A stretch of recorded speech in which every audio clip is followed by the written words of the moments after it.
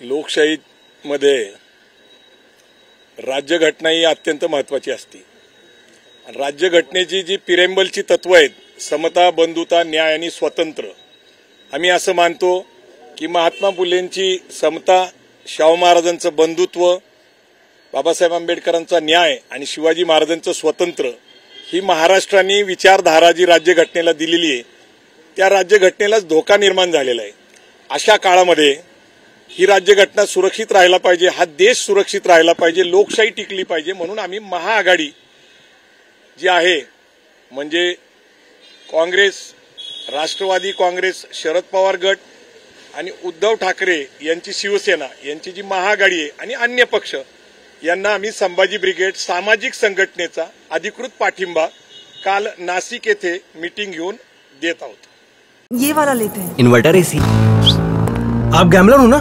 Gambler? जुआ खेलते हो ना? तुम जुआ खेलते हो? अरे नहीं, ये तो कुछ भी बोले जा रहे हैं. इतनी महंगी और नाजुक एसी खरीद कर स्टेबलाइजर नहीं लोगे तो ये जुआ नहीं हुआ तो क्या हुआ? सिर्फ एक फ्लक्चुएशन आपके इन्वर्टर एसी के पार्ट्स को डैमेज कर सकता है. उसे वी गार्ड से सुरक्षित रखिए.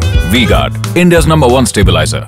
निश्चितच संभाजी ब्रिगेडची जी विचारधारा आहे त्या विचारधारेलाच धोका निर्माण झालेला आहे, म्हणजेच राज्यघटनेला धोका निर्माण झालेला आहे. त्यामुळे संभाजी ब्रिगेडचे कार्यकर्ते, प्रमुख पदाधिकारी आणि संभाजी ब्रिगेडला मानणारा एक प्रचंड मोठा वर्ग आहे बहुजन समाजाचा, तो पूर्णपणे महाआघाडीच्या मागे उभा राहणार आहे. राजकारणात दादा सक्रिय दिसतील का ह्या निवडणुकीनंतर? नाही, राजकारण हा माझा काही पिंड नाही. गेली 25-30 वर्ष मी सातत्याने समाजकारणात काम करत आहे. सामाजिक कार्यकर्त्याची एकदा प्रतिमा तयार झाली की राजकारणामध्ये तो यशस्वी होण्याची शक्यता फार कमी आहे. म्हणजे अनेक अशी उदाहरणं देता येईल.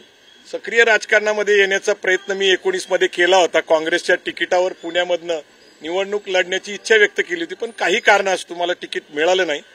मग अंतिमतः मला लक्षात आलं की या राजकीय व्यवस्थेमध्ये मी काही सुटेबल नाही, परंतु या देशाची जी विचारसरणी आहे, संस्कृती आहे, ती टिकली पाहिजे, म्हणून आम्ही समाजकारणामध्ये सतत सक्रिय राहू. कोल्हापूर झालं, माढा झालं, होळकर झाले, कोण आहे नेक्स्ट टार्गेट राष्ट्रवादी किंवा महाविकास आघाडीकडे? कारण 3 तर झाले. नाही, मुख्यतः छत्रपती शाहू महाराज हे सातत्याने लोकशाही पद्धतीने वेगवेगळ्या आंदोलनामध्ये सहभागी राहायचे. शेतकऱ्यांचं आंदोलन असेल, मागं प्रचंड पाऊस झाला होता त्याच्यामध्ये सक्रिय राहिले होते कोल्हापूरमध्ये, टोलच्या आंदोलनामध्ये सक्रिय राहिले, मराठा आरक्षण असेल, धनगर आरक्षण असेल त्याच्यात महाराज सक्रिय राहिले. तर आमची मनोमनी अशी इच्छा होती की शाहू महाराज हे छत्रपती राजश्री शाहू महाराज शिवाजी महाराजांचे वंशज आहे आणि त्यांचा सन्मान म्हणून कोल्हापूरच्या लोकांनी त्यांना बिनविरोध निवडून द्यावं अशी आमची संघटनेची, आमच्या लोकांची इच्छा होती. परंतु महाराजांचीच अशी इच्छा होती की आत्ता सध्या या देशामध्ये फॅसिझम, हुकुमशाही वृत्ती वाढत चाललेली आणि त्याच्याबद्दल ते सातत्याने बोलत होते. म्हणून त्यांनी सांगितलं की मी निवडणूक लढायला तयार आहे आणि त्यांनी इच्छा व्यक्त केल्यानंतर आदरणीय शरद पवार साहेब असतील, उद्धव ठाकरे साहेब असतील किंवा बाळासाहेब थोरात यांनी पुढाकार घेऊन शाहू महाराजांना कोल्हापूरमधनं उभं केलं. ज्याप्रमाणे शाहू महाराजांना तुमचा पाठिंबा आहे त्याप्रमाणे छत्रपतींचे वंशज असणारे दुसरे सातारामध्ये उदयनराजे आहेत, त्याच्याबाबत काय बोलू? नाही, जे लोक भारतीय जनता पार्टी, शिवसेना, शिंदे गट किंवा अजित पवारांच्या राष्ट्रवादीचे उमेदवार आहेत त्यांचा आणि त्यांना आमचा विरोधच राहील.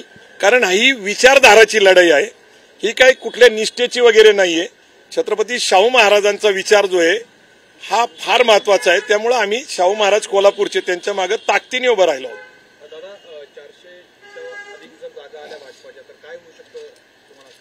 नाही, आपल्याला आत्ताची जी निवडणूक आहे, देशाला 75 वर्ष पूर्ण झालेत आणि 1925ला राष्ट्रीय स्वयंसेवक संघ डॉक्टर हेगडेवारांनी नागपूरला स्थापन केला. त्यानंतर द्वितीय संघचालक आदरणीय गोलवलकर गुरुजी यांनी बंच ऑफ थॉट्स नावाचं पुस्तक लिहिलेलं आहे आणि त्यानंतर हा देश कसा असावा याच्यासाठी त्यांनी 32 वर्ष काम केलं आणि तीच विचारधारा RSSची झाली आणि RSSला, राष्ट्रीय स्वयंसेवक संघाला, आता 100 वर्ष पूर्ण होतात पुढच्या वर्षी.